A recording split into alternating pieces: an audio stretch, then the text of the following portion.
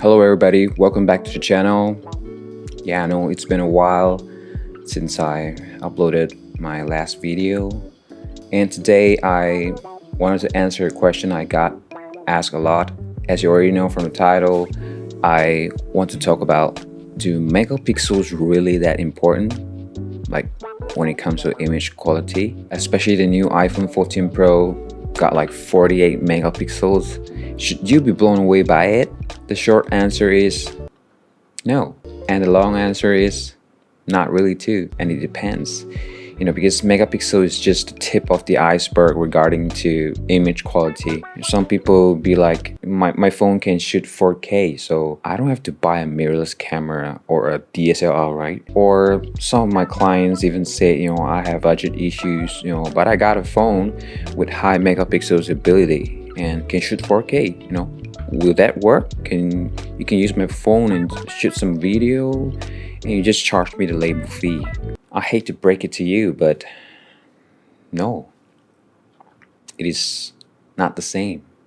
And although your phone is intelligent enough to imitate some of the looks, for example, the bokeh effect, the background blur, that cinematic look, or your phone able to use AI to sharpen your image or video and make it look like a high resolution video, or maybe the iPhone is going to be revolutionary. I don't know yet, and I hope I can test it out next time. However, it is still different, like compared to a larger sensor, mirrorless camera, or DSLR. More about the camera sensor later. But this video is not about the debate between phone cameras or mirrorless or DSLR cameras, because honestly, sometimes if you take that photo for social media, or you don't have an 8K monitor, or you aren't using that for commercial printing or TV, honestly, you can't even tell the difference. But you know what? Talk is cheap. Therefore, I wanted to make a video about it and show you instead. So I'm using all kinds of phones and cameras here, and the release date ranges from 2014 to 2020. I got a Samsung A9 Pro and Note 10 Lite, and 3 Sony mirrorless cameras, the A7S, A7S III, and the A6500. And I will talk more about the cameras and phones after that. In order to have a fair comparison, I will try my best to keep the setting the same across the phones and cameras. So for this case, I'm shooting an old radio, a vintage camcorder, and an old TLR camera, which is what I got behind me.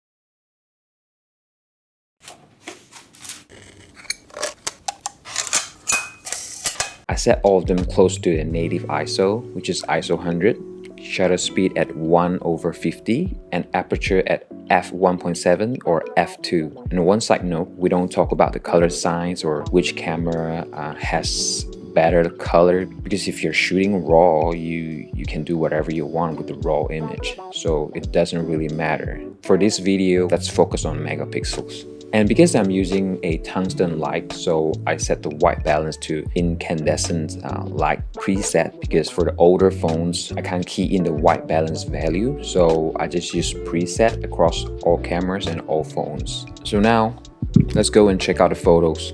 Alright, so this photo is taken by Sony A7S Mark I from 2014, a 12.2 megapixel camera. And this is taken by Samsung A9 Pro from 2016, a 16 megapixel camera. And this is taken by Sony A6500 from 2016 as well, a 26 megapixel camera. Here I mean the release date, okay? Just to be clear here. And this is taken by Samsung Note 10 Lite from 2020. This phone got 3 lenses. I'm using the 27mm wide lens in this test, which is a 12 megapixel lens. And last but not least, Sony A7S III from 2020, a 12.1 megapixel camera. And just a side note, this is the most expensive camera among all these cameras. Yeah, let's take a look side by side and zoom in a little bit. Let's zoom in a little bit more. Check this out, which is the clear winner here. Apparently, more megapixels don't always win, because for the A7S III, the sensor is so much bigger and clean. hence the image is so much clearer. I'm pretty shocked, to be honest. The old A7S is still looking solid here. So apparently not all megapixels are created equally. So now the question, why? With the same number of megapixels, why does the phone perform poorly?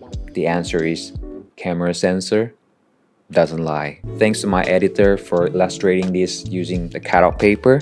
So apparently this is the cutout paper that she did for us, and it's pretty obvious that this is the full frame sensor, and I believe you can have a better idea looking at this. 3 of these sensors are definitely from the mirrorless camera, this full frame and this APS-C, and the first 3 are from the phones. So let's take a look at the table and the specs and look at the difference in the sensor size.